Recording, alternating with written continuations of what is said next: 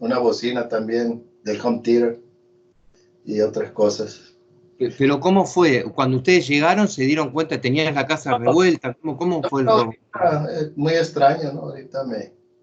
Ahorita me acordé porque la cita la puse a las 6:30 con el acupunturista, terminando la clase, salir corriendo, llevarme ese equipo muy especializado para que me enseñara una técnica, ¿no? Me enseña técnicas, ¿eh? Y pues no, ya no estaba la maleta.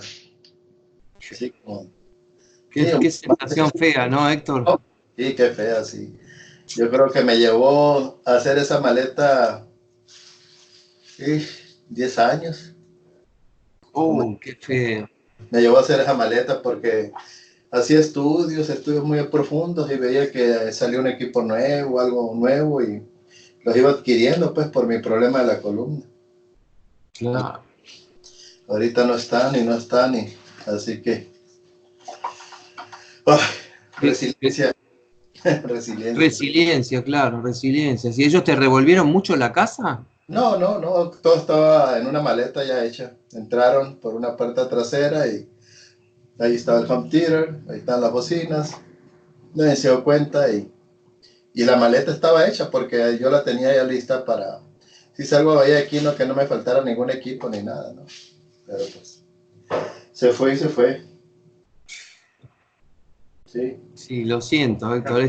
A mí hace muchos años me pasó 2 veces, pero los últimos años no. Pero sí, 2 veces no. Con la que ahora es mi esposa, ¿no? Estábamos en un piso 19. 19. Mirá, es cosa insólita, Héctor, pues si te sirve de consuelo, ¿no? Ahí nosotros pensábamos, es imposible que nos roben por la parte de atrás, porque la puerta de adelante la teníamos bien trabada, todo. Pero decíamos, la ventana ni siquiera necesita una reja, porque es imposible que alguien vaya a robarte desde el piso 19.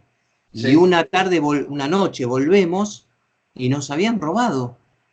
Ahora, evidentemente fue en colaboración con él, se dice portero allá en México, o el Sí, encargado. El portero. portero o el encargado había visto que la ventana del palier estaba demasiado cerca de la ventana nuestra.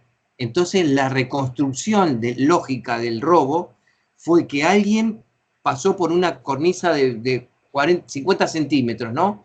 Se metió a través de la ventana y le fue pasando las cosas a otra persona. Si no, repito, piso 19, ¿quién va a robar televisores, grabadoras? En esa época existía la grabadora de VHS, cosas pesadas, imposible. Entonces hicieron un pasamanos con un colaborador que evidentemente tuvo que estar en alguno, era un edificio muy grande, había 3 o 4 encargados que a veces rotaban y alguien observó ese punto débil y bueno, se aprovechó de eso. Así que, Héctor, no te recomiendo tampoco que te vayas a las alturas porque puede pasar en cualquier lado el robo, ¿no? Sí. Uf, y más uf. Bueno, Bueno, la vida continúa. lamento la situación. La vida Hola, continúa. muchachos. Hola, Jesús. Hola, Noé. Hola, Rubén. Hola, Rogelio. Bueno, tenemos que remontar lo que contó Héctor, ¿no? El robo lamentable. ¿Qué va a hacer? ¿Violentaron la puerta, Héctor? ¿O qué pasó? Fue un descuido. Yo creo que mi esposa, como constantemente dejan abierta esa puerta atrás, pero yo pensaba que era, así como tú dices, era, pues, se queda abierta en el día cuando sale a tender ropa o algo, pero Tomás aún así pensaba que casi era imposible que se metieran de día, ¿no? Se quedó abierta la puerta y sí, estaba muy accesible ahí donde estaban esas cosas. O sea, Claro. no estaban dentro de la casa, es como un patio trasero, pero hay un cuarto atrás.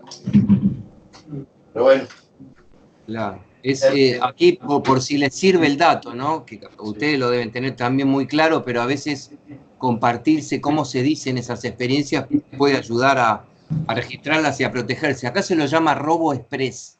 Sí, exacto. Y lo que alcancen a agarrar y vámonos, ¿no? Claro, o sea, claro, son 1, 2 o 3 ladrones que ven una situación y deciden robar muy poquito.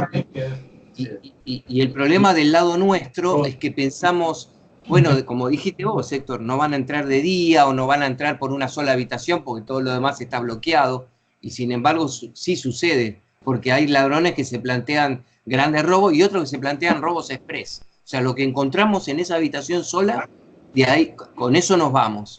Y bueno, y a veces nuestro descuido es la oportunidad del ladrón, lamentablemente, ¿no? Sí, así es. Bueno.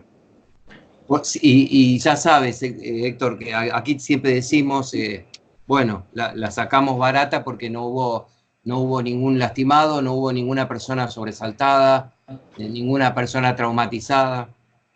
Así que bueno, hay que concentrarse en eso, no los bienes materiales. Claro que hasta lo tuyo tiene un cierto valor afectivo en tu historia, ¿no, Héctor? Sí, pues. Claro. Más porque cuando a veces me pongo muy mal de la columna, eran mis equipos, pues. Claro, eran tus equipos, exacto. Claro. Bueno, qué pena, ¿eh? Qué pena. Bueno. Bueno, bienvenido, Alan. ¿Cómo te va? Bueno, si les parece bien, retomamos. Estamos en el final del PowerPoint del módulo 6 y habíamos quedado en una pantalla que la verdad que es una maravilla visual y es muy, para mí siempre es muy divertido e inspirador mostrarla, compartirla con la gente, porque revela mucho de la sabiduría oriental, ¿no? Hola César, bienvenido. Tenemos en pantalla, en la pantalla 18, hola Rodrigo, tenemos en la pantalla 18 del PowerPoint del módulo 6 un ideograma. ¿Qué es un ideograma? Un ideograma es una unidad de un lenguaje que es de un idioma y un lenguaje que es el chino, que no tienen un alfabeto como el nuestro. Un ideograma implica que ellos no tienen letras. Aunque parezca extraño, al que le interese investigar ese tema, algún día nos puede contar más de eso. Yo sé poco. Lo que sé es que no tienen alfabeto y construyen milenariamente palabras con ideogramas. Hay palabras que constan de un solo ideograma. Hay palabras que constan de 2, 3 o 4 o más ideogramas. En este caso, estamos viendo en pantalla lo que corresponde al significado de la palabra, del verbo escuchar en castellano.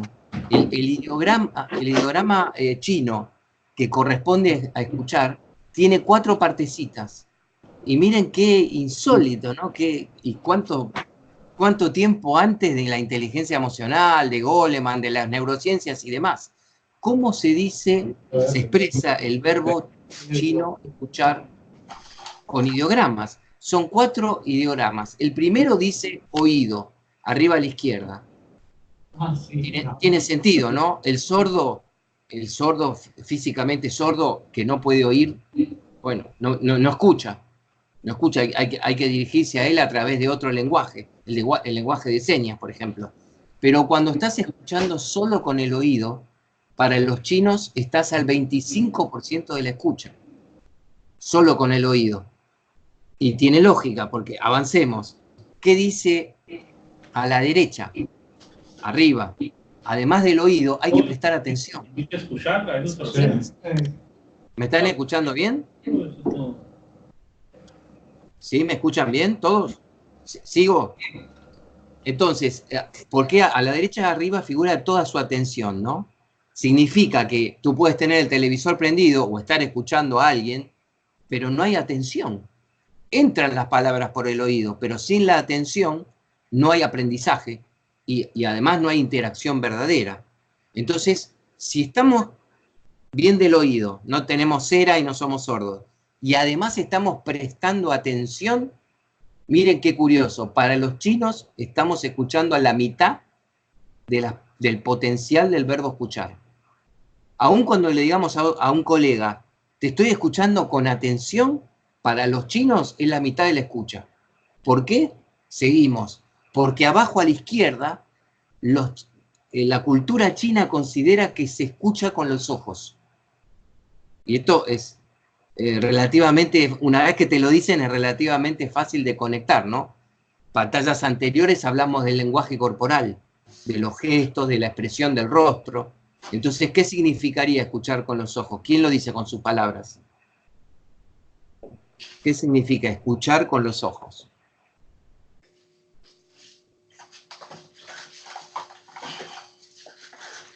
¿Quién lo dice? En sus propios términos. ¿Qué es escuchar? Si alguien les pregunta, ¿cómo es esto de que los chinos escuchan con los ojos? Buenas tardes, Rubén. Rubén, ¿qué dices?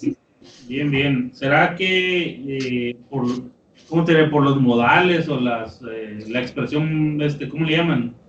No verbal o por los movimientos, vaya, que hacemos? No sé cómo explicarlo. Las palabras que decimos sin hablar, pues, o sea, por los gestos, vaya. Expresión corporal, por la expresión corporal. Expresión corporal, eso. Expresión corporal, lenguaje no verbal, lenguaje corporal, hay varios términos que agrupan esta realidad que dice Rubén, de que aun cuando la persona en este instante se quedó en silencio, yo puedo seguir escuchando con los ojos. Muy bien lo que dijo Rubén. O sea, ¿qué pasa si una persona venía hablando y durante 10, 15, 20 segundos hace silencio? Aún así sigue comunicando, como habíamos visto en encuentros anteriores. Y a esto los chinos lo llaman escuchar con los ojos. Le pusieron un pedacito del ideograma al verbo escuchar que corresponde a los ojos. Entonces, repasamos y vamos llegando al final del ideograma, ¿no? Aun cuando yo tenga bien el oído, estoy escuchando bien las palabras de mi interlocutor y estoy prestándole atención y lo estoy mirando atentamente para ver qué me transmite con el cuerpo y el rostro, los chinos dicen que todavía no completé la escucha completa. Voy al 75% del potencial de la escucha total.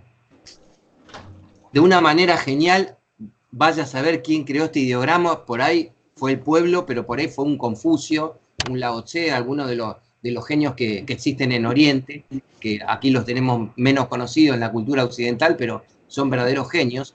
Alguien pensó que la escucha completa incluye el corazón. Los poetas, en la antigüedad se decía que el asiento de las emociones era el corazón, y los enamorados de cualquier tipo decimos, esto lo hago de corazón, o a tal persona la quiero, pero de corazón, con todo el corazón. Bueno, hoy hay una noticia que reduce un poco el impacto poético vieron que se le cantaba a la luna, pensando que la luna, bueno, tenía su halo de misterio, hasta que el hombre llegó a la luna, y ahora sabemos un montón de cosas de la luna, que le han reducido su misterio, no su belleza, pero sí su misterio. Sabemos que es un satélite, que tiene los mismos componentes químicos que la Tierra, es todo un poco más de lo mismo. En este caso, lo que nosotros tenemos que considerar es que hay que seguir usando el lenguaje poético y hay que decirle a una persona, te amo con todo mi corazón, pero en realidad las últimas décadas la ciencia ha demostrado claramente que el grueso de las emociones se experimentan en el cerebro.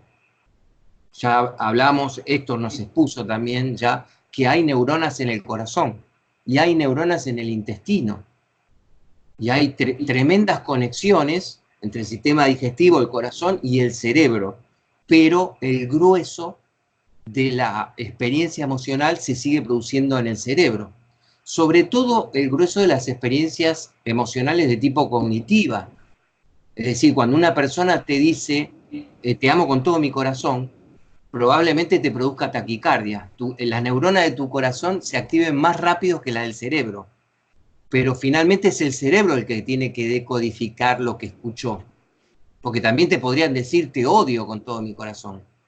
Y ahí el significado es completamente distinto. Ojo que las hormonas y la excitación puede ser la misma a nivel somático, pero el significado es completamente opuesto. Entonces es el cerebro el que decodifica palabras y lenguajes corporales y demás, como expresó Rubén.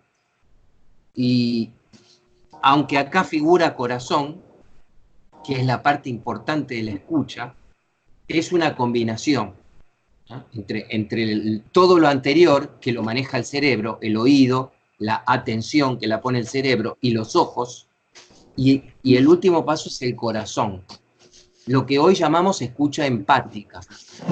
Además de prestarte atención y de registrar qué pasaba con tu cuerpo, con qué cara me estás mirando, hablando o callando, estoy poniendo el corazón para entender.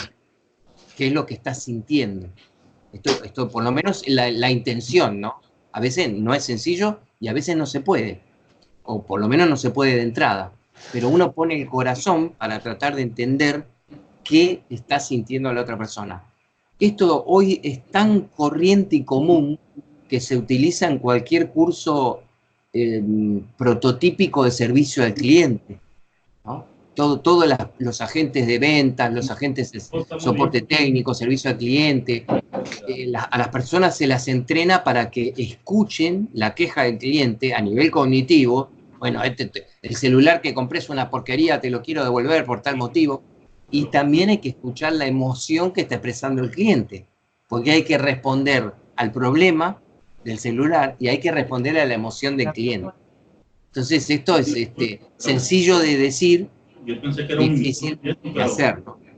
Avanzamos una más y nos encontramos con otro aporte extraordinario, pero de parte de una figura del siglo XX. Los 7 hábitos de la... Esto está extraído de los 7, resumido, de la obra de Stephen Covey, Los 7 hábitos de la gente altamente efectiva. Cuando Stephen Covey, miren qué complemento interesante a la mirada china, ¿no? Cuando nosotros vemos ese ideograma decimos, ah, qué fácil, hay que escuchar con el corazón entonces. Parece que los chinos con su sagacidad, su sabiduría, nos hubieran resuelto ya el problema. Tenemos la fórmula para escuchar usando el oído, la atención, los ojos y por último el corazón. Ahora, en la siguiente pantalla, otra persona extraordinaria, Stephen Covey, siglo XX, nos recuerda que escuchar no es tan sencillo como parece decirlo el verbo. Por favor, la anterior a 5 niveles de escucha. Escuchar en términos autobiográficos. Gracias a Stephen Covey, nosotros, y esto ya tiene 25 o 30 años, y no conozco a un autor que le haya podido agregar algún factor más. Ustedes lo pueden hacer, ya sucedió con Rodrigo, que nos mejoró a un autor, justamente de este módulo, pero vayan pensando si hay algo para agregar. Covey pensó que cuando escuchamos, hay muchas probabilidades de arrancar la escucha en términos autobiográficos. Otro acierto de los buenos autores dijimos que es la terminología. Cuando ustedes estudian una carrera universitaria, parte del entrenamiento profesional que les dan es usar una terminología específica de la profesión que tienen, porque si no, no se pueden usar cualquier tipo de palabras en cualquier profesión. Acá en psicología, que sería el orden en el que Stephen Covey ubica la escucha empática, él dice, es muy común que escuchemos en términos autobiográficos. Y le puso 4 factores, 4 modos tendemos a usar cuando acabamos de escuchar. Él pone un ejemplo muy interesante, que tuvo una charla con su hijo adolescente. ¿No? Le refresco que en esa obra Covey también logra el acierto de poner una situación bien difícil, que su hijo adolescente le contó algo, un problema, y él le va a tener que responder. Entonces, no sabemos si esto lo elaboró él solo o tomando otros autores, no importa tanto. Fíjense los 4 filtros o los 4 problemas que puede tener un padre de un hijo adolescente. Acabo de escuchar lo que dijo mi hijo, me pongo en la piel de Stephen Covey, ¿no? Y él dice, y tengo la tentación de responder con una evaluación. ¿Qué sería una evaluación? Estoy de acuerdo con la conducta que me contaste de lo que pasó o no estoy de acuerdo. Enseguida el cerebro está muy entrenado para hacer eso. Bueno, ¿estoy de acuerdo con lo que me están contando o no estoy de acuerdo? A eso Stephen Covey lo llama evaluación. ¿Quién me quiere? Nos paramos en cada una y un breve comentario de alguno de ustedes o una breve acotación o la opinión. ¿Qué reflexión les merece esto de que estamos efectivamente siempre evaluando? ¿Estoy de acuerdo o no estoy de acuerdo? ¿Quién quiere contar algún caso, una situación?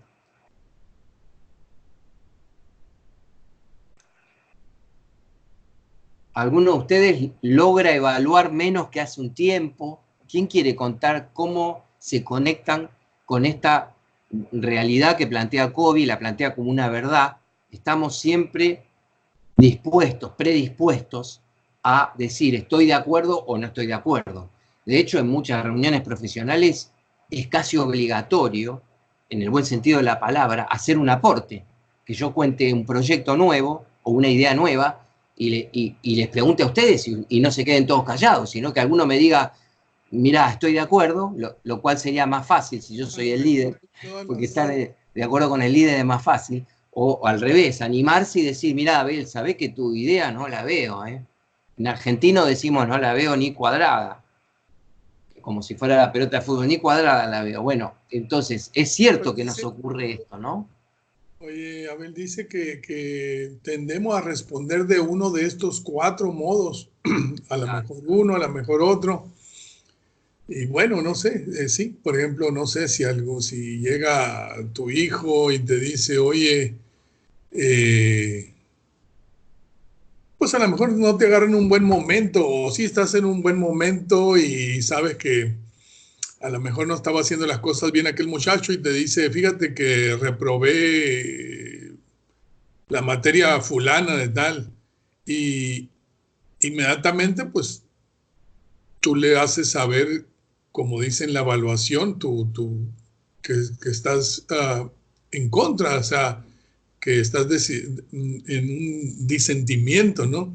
Le dices que no estoy de acuerdo en que estés reprobando materias y a lo mejor te cambias a alguna otra, un sondeo, un consejo, o te brincas a la interpretación y le empiezas a decir,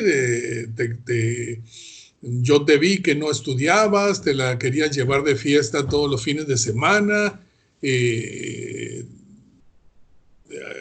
algunas cosas tu conducta es así, eso te pasó por tales motivos, y brincar de uno a otro o simplemente quedar en uno solo.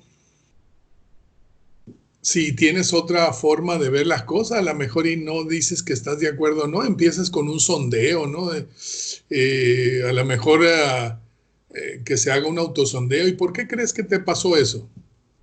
¿Por qué reprobaste? ¿Tú qué piensas? A ver, coméntame.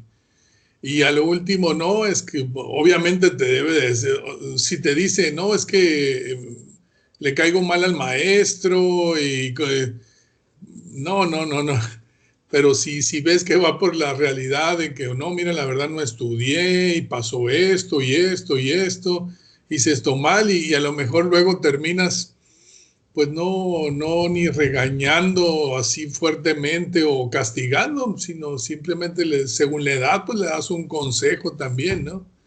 De qué es lo que debiera de hacer, porque pues únicamente está en juego el futuro de él, ¿no? O sea, sí veo yo que podemos brincar a usar 1, 2, 3, pero por lo general siempre pasa algo como eso.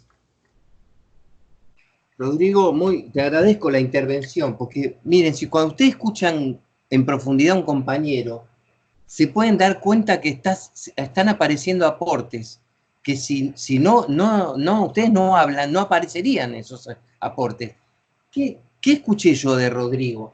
Que hay una ambigüedad en las palabras, ¿no? Porque Rodrigo cuando nombra un sondeo o las otras alternativas, sonó como positivo. Al fin de cuentas, Rodrigo nos permite volver atrás y preguntar, a ver, ¿cuál es el problema de estas 4 palabras? Que Stephen Covey la llama cuidado con los filtros de términos autobiográficos. ¿Acaso una evaluación es una mala palabra? Obviamente no. A veces evaluar una situación te va a salvar la vida, te va a salvar un negocio, te va a salvar una relación. Entonces, lo primero que destaco de lo que dijo Rodrigo, las palabras estas que estamos viendo, sondeo, evaluación, no son negativas per se. Pero ¿qué pasa, Rodrigo? Stephen Covey las pone en un contexto donde son riesgosas. También digámoslo así, no hay buenos y malos, o buenas y malas palabras, pero una palabra que apele a una cualidad, digamos. En un contexto determinado puede ser una palabra de bajo riesgo o en otro contexto puede ser de alto riesgo. Si volvemos al espíritu de lo que escribió Stephen Covey, Rodrigo, él dice, y nos quedamos de nuevo en evaluación, ¿no? El problema con la evaluación es que enseguida estamos de acuerdo o disentimos, y eso no es lo que es riesgoso. Lo riesgoso sería expresarlo. Porque ¿se acuerdan cuando hablamos de que para el cerebro es imposible no juzgar? Aunque está en la Biblia, no juzgues, porque así como juzgáis seréis juzgado y demás, hablando profesional y científicamente, todo el tiempo estamos juzgando. Se escucha un ruido terrible ahí, ¿no? En la sala donde están en este momento Rubén, Noé y Rogelio. Es una hipótesis, ¿eh? No, estoy diciendo una hipótesis, no se asusten. Se escucha un ruido terrible atrás de la puerta. Miren si el cerebro fuera muy lento para juzgar. No, sería contraproducente. O sea que no tenemos que rasgarnos las vestiduras porque aparezcan juicios muy rápidos. El tema es ser consciente de ellos y ver cuándo lo emitimos o si lo emitimos. Otra cosa que interesante que dijo Rodrigo, puso el hecho de que mi hijo trajo una mala nota. De vuelta, Rodrigo, es un buen ejemplo, pero nos permite distinguir un hecho que a veces es poco discutible. Si mi hijo se sacó un 3, no me puede decir que aprobó, porque si se aprueba con 4 no aprobó. Los hechos son más fáciles de manejar. Acá el tema sería que venga mi hijo y me diga que se sacó un 3 y me dice, y a mí no me preocupa en lo más mínimo, porque ese profesor ya me tomó de punto, como decimos acá en porteño, y no me voy a preocupar por esta materia. Acá en esta segunda acción, que es lo que mi hijo dice del hecho, es donde Stephen Covey dice, cuidado que puede aparecer una evaluación. Porque Rodrigo, si él viene con una nota incorrecta, lo más probable es que el padre le diga, bueno, la verdad que no me gusta nada esta situación. Hasta ahí más o menos vamos bien, pero ¿qué pasa con la evaluación de un sentimiento que tiene mi hijo? Mi hijo, supongamos que mi hijo viene y me dice, me saqué un 3, y me agrega, pero esto es muy injusto. Si yo de repente le contesto, no estoy de acuerdo, porque en realidad no estudiaste un carajo, como decimos en argentino. ¿Se dice carajo allá? ¿En México? Pero, ¿cómo suena, Rogelio, cómo suena no estudiaste un carajo? O sea, ¿es muy fuerte la expresión? No, de hecho sí se utiliza bastante carajo también. Se utiliza bastante. ¿Se le puede decir a un hijo adolescente? Pero en esta expresión lo cambiamos, no estudiaste ni madre. Ni madre, no estudiaste ni madre. Claro, yo tengo derecho a decirle eso, pero atención, es como que estoy pisando, estoy sobreponiendo a lo que él siente mi evaluación. Detengámonos un segundo en el primero, ¿no? Porque aunque Rodrigo nos hizo ver en forma positiva que podemos evaluar positivamente y sondear positivamente y dar un consejo positivo, volvamos a la advertencia de Stephen Covey. Cuidado que una evaluación prematura corta la empatía. El punto es este, aunque yo esté convencido de que estoy en lo cierto, si mi hijo dijo, pero es injusto lo que me pasó, a mí no me conviene decir no estoy de acuerdo y ya cortar su mensaje subjetivo. Porque, miren, más fácil, un cliente me llama y yo me doy cuenta que el que tiene problemas con el celular es el cliente y no el aparato. Igual no le puedo decir, mire, no sigue hablando. Cállese la boca porque el que no entiende un carajo cómo funciona ese aparato es usted. No le eche la culpa al aparato. Todos sabemos que eso no lo haríamos con un cliente. Y si no lo hacemos con un cliente, por las reglas sociales y comerciales claramente establecidas y que están buenas, porque eso es decoroso, es respetuoso, ¿por qué lo haríamos con un hijo? Sin embargo, lo curioso es que nos sale más fácil el no evaluar con un cliente que con la esposa, con el hijo, con el hermano, con el amigo, porque ahí es donde nos relajamos. Con el cliente estamos más entrenados, tenemos un protocolo, hay una distancia. pero paradójicamente llegamos a casa y todo lo que no hacemos con el cliente, por ahí lo hacemos con nuestros familiares. Y ellos lo hacen con nosotros, ¿no? O sea, nosotros también somos víctimas de estas evaluaciones rápidas. Ahora sí, podemos, si quedó claro, si nadie quiere agregar algo más sobre la evaluación, vamos al sondeo. El segundo filtro del que habla Stephen Covey. De vuelta, como dijo Rodrigo, no suena mal en principio la palabra sondeo. Al contrario, hasta parece estar conectada con la empatía. Estoy sondeando qué me dice, qué me quiere decir esta persona, sea mi hijo, el cliente, o la esposa o el esposo. Pero Covey lo pone como un riesgo, como un filtro. ¿Qué pone entre paréntesis? Formulamos preguntas partiendo de nuestro propio marco de referencia. Acá viene la clave. Rodrigo tiene razón en decir, sondeo, yo puedo sondear de una manera correcta y constructiva y empática. Ya lo veremos, pero acá Covey quiere destacar que hay sondeos que no son empáticos. ¿Y cuándo sucede esto? Él mismo agrega, cuando formulamos preguntas partiendo de nuestro propio marco de referencia. Supóngase, ¿quién me quiere dar una respuesta desde nuestro propio marco de referencias de padres cuando un hijo no trajo una buena nota? ¿Qué solemos decir los padres? Yo tengo un clásico, pero no lo quiero decir yo. Después cuento el mío. ¿Ustedes qué dirían o qué dijeron? Si ya les pasó la experiencia. ¿Qué puede decir un padre como un sondeo, pero que parte de su propio marco de referencia? ¿Qué se imaginan ustedes que diría un padre? Aparece en las películas esto también, en las series, ¿no? Cuando un padre hace un sondeo, pero desde su propio marco de referencia. Porque si yo hago un sondeo desde el marco de referencia del otro, como dijo Rodrigo, no hay ningún problema. Al contrario, estoy profundizando la empatía. Pero eso no es lo más fácil, es lo más difícil. Lo más fácil es hacer un sondeo desde el propio marco de referencia. Entonces, volviendo al padre con el adolescente, ¿qué se les ocurre que podría decir un padre? Con su propio marco de referencia. Y un poco molesto, ¿no? Porque si seguimos diciendo que hay un problema, que nuestro hijo no trajo la nota que esperábamos, hay un poco de enojo, lo cual complica la empatía.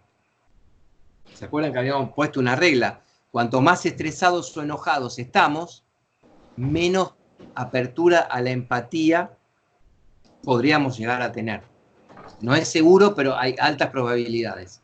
¿Qué le dice un padre prototípico desde su propio marco de referencia a un hijo que sacó una nota? Si lo manda, les voy a dar una ayudita, si lo manda a un colegio privado, ¿qué suele decirle un padre o una madre al hijo que trajo una nota baja? Rubén, ¿qué se te ocurre? No sé, quizá muy probablemente lo va a regañar, ¿no? Obviamente. Lo va a regañar y le va a reclamar por qué no estudió lo suficiente para pasar el examen o para sacar una mejor calificación. Y muy probablemente se venga con ello algún castigo, ¿no? O alguna limitación, no vas a salir el fin de semana, o no tienes permiso para ir al cine, etcétera, etcétera, ¿no? Con la novia. Entonces, claro, pero vos ya fuiste al regaño, Rubén, lo cual sería también un corte de la empatía, porque ya fuiste al regaño. Yo te propongo que trates de pensar que estás postergando el regaño y estás haciendo un sondeo, pero sin darte cuenta, suponemos, porque si no uno lo cambiaría, estás haciendo un sondeo desde tu propio marco de referencia. pues, Y te tiro de nuevo la pista. Están pagándole a tu hijo una escuela privada que vale, o una universidad que vale bastante dinero.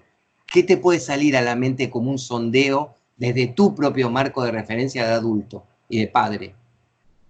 un sondeo refiriéndose, por ejemplo, a entablar una conversación con él y preguntarle cómo le fue, qué calificación sacó, etcétera, etcétera. No sé a qué te refieres con sondeo. Pues ahí habla Noé. Sí. Ahí se refiere por el marco de referencia. Es el background que ya trae ¿quién va a opinar en este caso el papá? Que inmediatamente se compararía a cuando él estudiaba y se encontraba en esa edad, ¿no? De decir, yo a tu edad no tenía ni siquiera dinero, no me daba para el lonche y traía tal y tal calificación. Y aparte, yo a tu edad, yo ni siquiera iba a escuelas de paga y tú vienes y me traes unas calificaciones deplorables y casi siempre es así. O tu abuela me castigaba y me ponía las manos así o me daba de nalgadas. Yo... Aunque no necesariamente el compararse sea lo correcto, ¿verdad? Porque pues eran otros tiempos.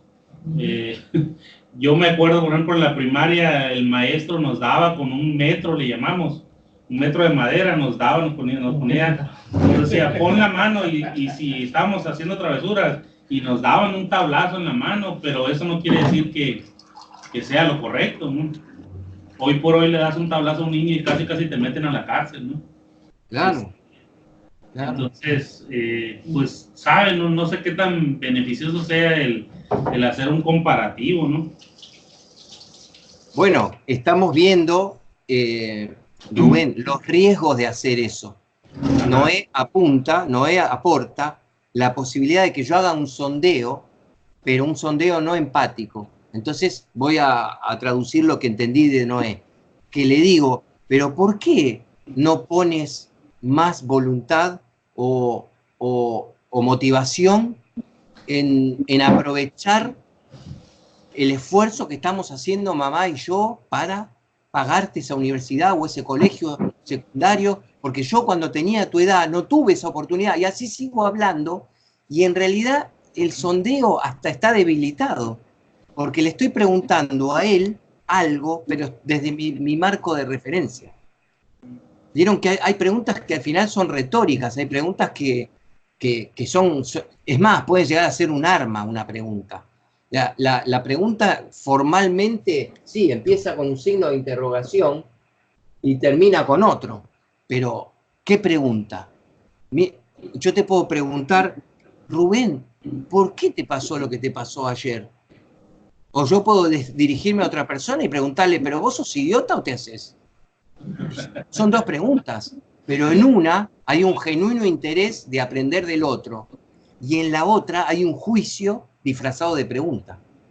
Entonces, yo sé que tiene cierta dificultad, pero la construimos entre todos, las hipótesis. El sondeo, por eso nos cuesta definirlo fácil, porque es sutil. Porque yo mientras estoy regañando, como dijo Rubén, a mi hijo, estoy disfrazando la regañada o el enojo con una pregunta. Pero ¿y por qué no pusiste voluntad y esto? Y todavía no terminé de escuchar dónde está la injusticia, porque miren si mi hijo se desmotivó porque se da cuenta que el profesor lo tomó entre ceja y ceja. ¿Se dice así en México? ¿Se entiende la expresión? Lo tomó entre ceja y ceja. ¿Y qué pasa si eso es verdad? ¿Cómo sería la expresión, Rubén? Que lo traen entre ceja y ceja, nosotros lo decimos cuando ya como que el profesor le está cargando la mano o que se está pasando en este caso con el alumno, pues, ¿no? Exacto. O sea, está poniendo foco en alguien para... Miren, yo les voy a contar una anécdota absolutamente real que tienen el derecho de dudarla, porque a veces cuando me pasaron algunas cosas, yo digo, bueno, qué increíble esto que me está pasando, pero qué suerte que yo pueda contarlo. Ahora, claro, yo soy sincero, pero las personas pueden decir, este tipo, como enseña inteligencia emocional, se construyó en la ley. Una vez fui a hacerle un reclamo a una profesora, ¿no? En la escuela de mi hijo. Y la profesora en la reunión mostró respeto, escuchó y reconoció que había cometido un error. Pero un mes después, cuando mi hijo quiso intervenir en clase, la profesora lo frenó y le dijo, vos no hables porque después viene tu papá y se queja. Esto que les estoy contando sucedió, no me acuerdo si en primer año, segundo año, tercer año. Cuando mi hijo volvió y me contó esa tarde que la profesora le dijo eso, yo llegué a dudar si era verdad. pero me di cuenta, observando a los chinos, lo que le dije, ¿estás seguro? Sí, lo escucharon todos, ¿querés que llame a un compañero, que hablemos? O sea, estaba tan seguro mi hijo que tuve que tomarlo como una verdad. Pero no cabía en mi asombro que la profesora le hubiera contestado así. Y tuve que ejercitar la diplomacia, porque se imaginan qué hubieran hecho ustedes en mi lugar. Es un dilema ir a quejarse por segunda vez y decir que tu hijo te contó que la profesora le dijo eso delante de terceros. Ya es una escalada muy compleja. ¿Alguien quiere opinar qué habría hecho en mi lugar? Yo la dejé pasar. Charlé con mi hijo y le dije que él tratara de hacer las cosas bien y que ya no había posibilidades de defender una actitud así, porque era como mandar al frente muy fuertemente a esa profesora. Entonces dije, si se repite, voy a tener que intervenir. Pero mientras no, también puede ser una descarga de ella, una catarsis, dejémosla pasar, porque esto es muy delicado. Y yo tendría que haberme reunido con el director o la directora y decirle, ¿sabe lo que le dijo una profesora a mi hijo delante de sus compañeros que están de testigo? Y preferí no hacerlo, pero nunca sabremos. Yo pienso que hice lo mejor. Y después no pasó a mayores la cosa, mi hijo terminó aprobando con esa profesora. Pero ¿alguno de ustedes habría actuado distinto? ¿Cómo les suena esta anécdota? ¿Creen que me equivoqué? ¿Que por el bien de los compañeritos habría que haber ido a hablar con el director o directora? Es difícil la situación, ¿no? ¿Quién quiere opinar sobre la misma?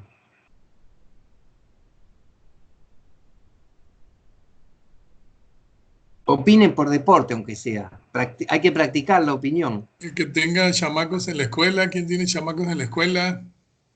Claro, que se vayan preparando. Ojalá que no, ¿no? O sea, yo no digo, no espero que les suceda esto, pero puede suceder y está bueno estar preparado. Alan, ¿querías comentar algo? Que yo si hubiera ido a... Hubiera sido. Porque pues esto, aunque a lo mejor pues pueden haber sucedido muchas otras cosas, pero también creo que estás enseñando de que no, pues entonces ante una injusticia no te defiendas, por ejemplo. O pues para saber, a lo mejor no hay injusticia, a lo mejor a lo mejor sí se lo ganó, ¿no? Y tenías otra versión de los hechos, pero también pues para llegar hasta cuál era la realidad, ¿no? Bien, bien lo interesante de la participación. Alan habría actuado distinto, y esto es parte de la realidad, de nuestra realidad. O sea, no todos reaccionamos de la misma manera y evaluamos y sondeamos las cosas de la misma manera.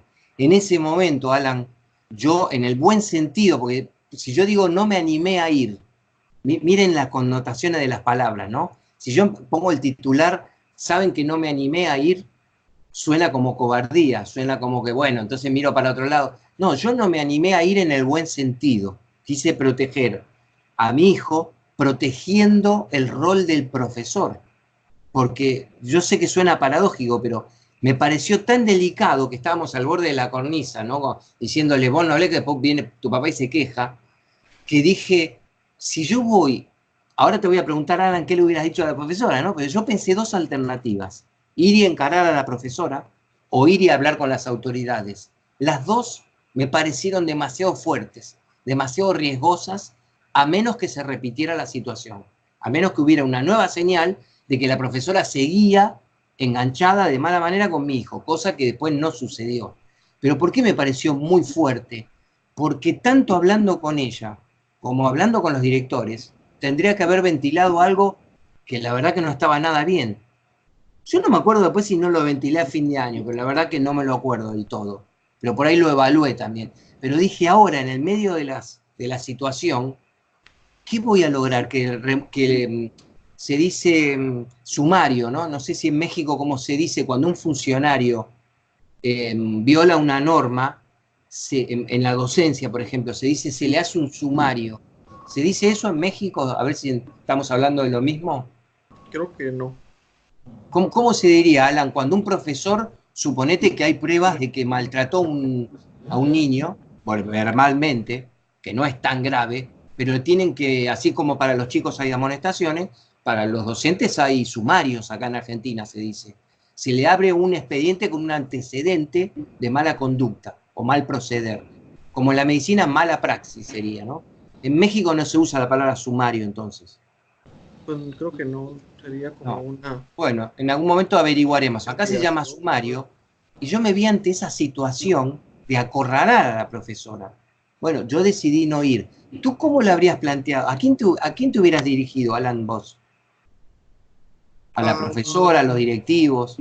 En el colegio donde están mis hijos, se tiene que hablar se pone cita y te hablas con esta directora y le hablan a la maestra, o sea, eso al mismo tiempo. Se habla al mismo tiempo con ambas partes. Uh-huh. Otro detalle, Alan, que por ahí lo vas a tener en cuenta. Alan tiene hijos pequeños ahora. ¿Saben lo que cambia mucho la ecuación? Que si eso se lo dicen a mi hijo a los 11 años, sin ninguna duda voy y hago el reclamo. Y bueno, que pase lo que tenga que pasar. Pero como mi hijo estaba más grande, yo pude conversar con él. Y me di cuenta que él podía entender lo que era una descarga, estar enojado. Y le pregunté cuánto lo había afectado. Y tanto no lo había afectado. Porque vieron que otra cosa que pasa con los adolescentes y los jóvenes de hoy es que casi tenemos corrido el péndulo para un extremo y le decís cosas o le advertís de cosas y no se atemorizan mucho. No les agarran grandes traumas como nos podían agarrar a nosotros en la infancia. ¿Qué dices tú, Rogelio, de la situación? Sí, yo creo que de las dos opciones que mencionaste, faltó la tercera que ya la estás exponiendo, ¿no? Y es precisamente hablar con tu hijo, porque también le estás negando la experiencia de cómo él puede salir de ese tipo de circunstancias, ¿no? Y lo acabas de decir, a lo mejor es un detalle que no necesita irse a mayores y él mismo lo puede resolver, o en su caso ni siquiera le tomó la importancia como para que tú como padre vayas y hables con el director o la maestra, ¿no? Y creo yo que él se lleva un aprendizaje muy grande, que cuando vuelve a pasar con tu enseñanza, con tu experiencia, puedes hacer que tenga una respuesta favorable y se gane el maestro de nuevo, ¿no? Que es el problema del caso, ¿no? Bien, Rogelio, exactamente. Acá sí usamos de vuelta, como propuso Rodrigo, la palabra sondeo en términos positivos. Hice un sondeo de cómo se lo había tomado mi hijo, y mi hijo se lo tomó más bien con sorpresa, pero no hubo ni mucho temor ni mucha preocupación. Cuando aproveché y le expliqué lo que es el enojo, la catarsis, poder devolver como un pequeño golpecito pues yo la puse en evidencia a esa profesora. Bueno, yo les cuento muy cortito cómo fue. Aparte, eso es otra confidencia graciosa que vamos a pasarla del lado del humor, pero les puede ocurrir. Había dos alternativas en esa situación. Mi hijo tenía que hacer un trabajo práctico, basado en internet, que se usa mucho ahora. Y como a último momento se acordó, si no lo ayudábamos mi esposa y yo, no llevaba el trabajo práctico y se podía llevar la materia. Entonces, ¿qué hace un padre ante ese dilema? Hay padres que se inclinarán a, bueno, pagar el precio, vos y nosotros también por el estrés y toma, y que te reprueben, o, mirá, como una excepción, te vamos a ayudar y vas a llevar el trabajo práctico. Entonces, ¿qué ocurrió? Como se imaginarán que alguna experiencia mi esposa y yo teníamos en internet, tomamos de varias fuentes distintas para completar el trabajo práctico que él tenía que llevar. Cuando él se lo entrega a la profesora se lo devuelve y le pone, se lo devuelve muy rápido, ¿no? A todos los alumnos, y le pone, te copiaste todo esto de una sola página. Imagínense la situación, ¿no? Cuando nuestro hijo trae el trabajo práctico hecho por mi esposa y yo, tomado de muchas fuentes, que es a lo que nos dedicamos todo el día, todo el puto día, como diríamos los argentinos, yo dije, ¿qué? Entonces fui de muy buena manera a decirle a la profesora, mire, usted puso que lo tomó de una sola fuente, pero yo le voy a confesar algo, lo hizo mi hijo, pero con la ayuda nuestra, con nuestra supervisión. Entonces, nosotros tenemos las pruebas de que hemos sacado de varias páginas. Usted tiene la prueba de que todo este contenido está en una sola página, porque ojo que podría caber esa alternativa también. La profesora se demudó, se puso blanca y dijo, no, la verdad es que yo no, me pareció, pero no tengo las pruebas. Y entonces hay que rever la nota, le dije. Usted no puede afirmar que esto está... Si usted verifica en Google, va a ver que no hay ninguna página que contenga todo este contenido. Entonces la profesora se quedó mal. Se quedó mal conmigo, quedó en evidencia. Y de ahí salió la famosa frase que ya les conté. La situación se había vuelto un poco delicada por la exposición. Yo decidí no enfrentarla, Alan. Pero, como dice Rogelio, que es un gran aporte lo que acaba de hacer, depende de tu hijo, de la edad, de cómo le haya afectado, de cómo lo interprete. Él se la puso, le puso su charola de plata. A ver, le pusiste a tu hijo en charola de plata. ¿Cómo es la expresión? Estamos riendo porque les digo a los compañeros que pusiste a tu hijo en charola de plata. ¿Y qué es charola de plata? Charola de plata, le decimos que dé cuenta que, ¿cómo se puede explicar? Te lo entregaste a la maestra. Dé cuenta que se lo entregaste a la maestra. Pues. y aquí, bueno. Pero bueno, acá tengo una duda, Abel. Sí, con las palabras así tan calmado como nos lo estás platicando, ¿fue que le dijiste a la maestra o realmente te hirvió la sangre y la pusiste camote? Rubén, yo fui calmado, pero no por mérito propio. Yo lo que te puedo contestar lo siguiente. Me tocaron varias experiencias antes de esta de la profesora, donde, como dijimos en otras oportunidades, tú sabes que si vas a la pelea, que si vas a poner mala cara y vas a presionar, corres un riesgo demasiado alto.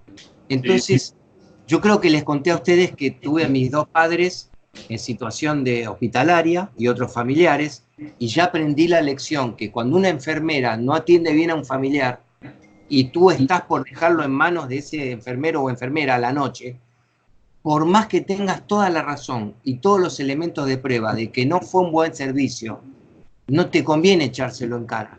¿Por qué? Porque acá viene la expresión que acabas de hacer tú, Rubén. O sea, yo fui a hablar con la profesora de buena fe y con buena onda, como decimos aquí, porque no quería enemistarme con ella. Yo quería que le reviera la nota, pero no quería malquistarme con ella, porque después le iba a tener que bancarse la situación mi hijo. Y otra cosa, Rubén, yo respeto tanto, en otro orden sí podría perder la chaveta, con un mecánico, con, no sé, en otro orden, pero a los docentes los respeto mucho. Y yo sé que el docente, cuando se va a su casa y sigue trabajando, y tiene que corregir, yo fui docente además, informalmente, ¿no? Pero lo fui, en institutos terciarios de acá, que me tomaban ocasionalmente para dar inteligencia emocional. Cuando yo volvía de la clase y tenía que corregir, yo experimenté lo que es corregir contra el reloj. Entonces no me pareció tan grave que una profesora hubiera presumido que mi hijo se podía haber copiado todo de una sola página. No me parecía tan grave como rebajarle la autoestima o darle un insulto, decirle. Lo tomé como un error profesional menor, no grave. Y como ella, lo que sí me podría haber ocurrido, Rubén, estoy seguro, es que si ella me hubiera seguido la discusión, por ahí me hace calentar, como decimos en criollo, en argentino. Me hubiera enojado, pero como ella me escuchó atentamente y enseguida se puso blanca, porque se dio cuenta que yo le estaba hablando con la verdad, que le dije, mira, lo hemos ayudado a mi hijo, te estoy haciendo una confesión. Miren qué situación embarazosa también, ¿no? Yo estaba implicado en un problemita pedagógico. O sea, hice algo que no se hace del todo, porque si no, ¿cómo aprende mi hijo? Así que quedamos los dos en un barco chiquito, ella teniendo que ayudarme a mí a decir, recuerda que los padres no deben ayudar a salvar a sus hijos, y yo diciéndole a ella, bueno, ten en cuenta que no puedes corregir tan rápido y sacar presunciones terminantes como esa. Entonces, fue como un acuerdo tácito, Rubén. Fue como ir y tantear, a ver si tú me recibes bien en la empresa, y entonces yo, cuando me recibes bien, ya te hablo un poco mejor del celular que no funciona. Y al revés. Y como yo te hablo bien, tú estás más predispuesto a ayudarme con el celular.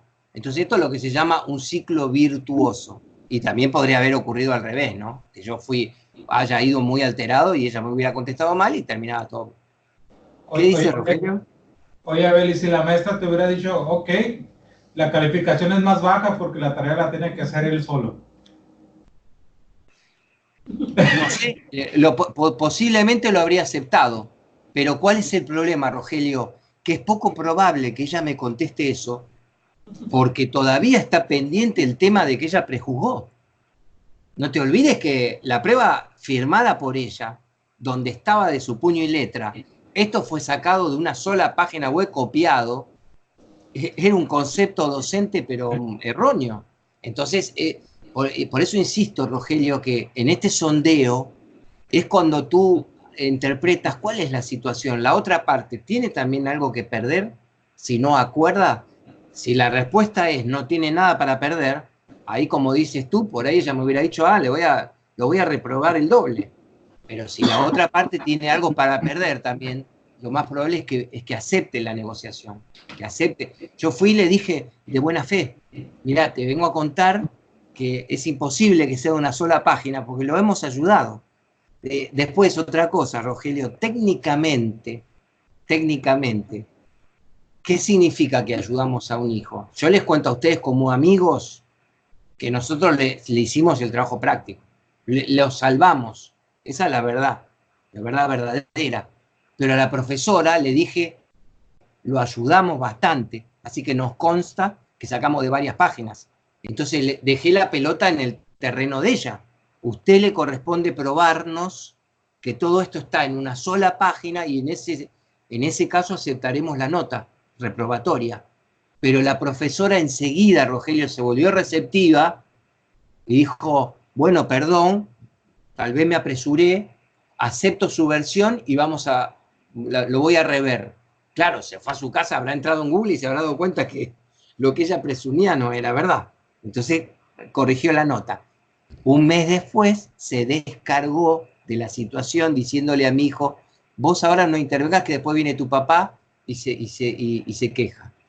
Bueno, y el final de la historia la conocen, ¿no? Bueno, cuando hagamos una pausita de 5 minutos, cuando volvemos, abordamos el tercer filtro.